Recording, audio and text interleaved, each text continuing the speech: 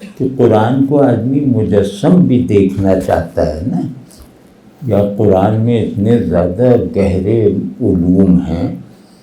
اور بہت بڑی یعنی عقل کی سماعی اور منطق کی رسائی سے بڑے حقائق ہیں اس میں، کیونکہ سب کچھ جاننے والے کا کلام ہے نا، تو وہ ہمارے دماغ کی بناوٹ سے ماورائی کی حالت میں رہتا ہے، اس تصور کے ساتھ کہ یہ علیم کل کے علم کا اظہار ہے، اور وہاں میں کیا کروں گا؟ تو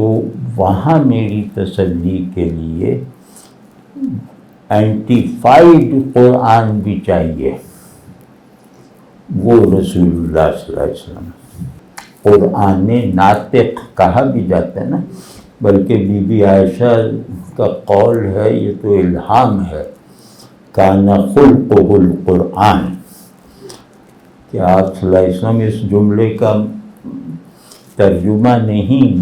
مطلب یہ ہے کہ آپ صلی اللہ علیہ وسلم بنے بنائے قرآن تھے، کیونکہ خلق اور خلق واحد المعنی ہے، تو آپ کا خلق قرآن تھا، تو یعنی قرآن کا مطلوبہ انسان ہم جب بھی کہیں گے تو ایک کے سوا دوسرا نام لینا شرک ہے، کہ قرآن کا مطلوبہ انسان بتمام و کمال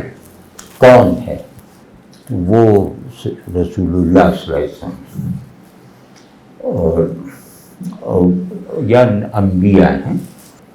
تو ایک حکمت مستفاد ہوتی ہے، ایک حکمت بالفعل ہوتی ہے، حکمت مستفاد کا سورس وہی ہے، بے خطا علم یقینی ذریعے سے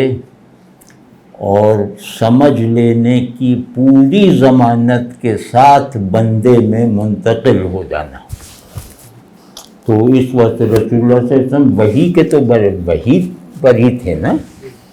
تو وہ وحی کا جو عملی اور اخلاقی پورا آرڈر موجود حالت میں رسول اللہ صلی اللہ علیہ وسلم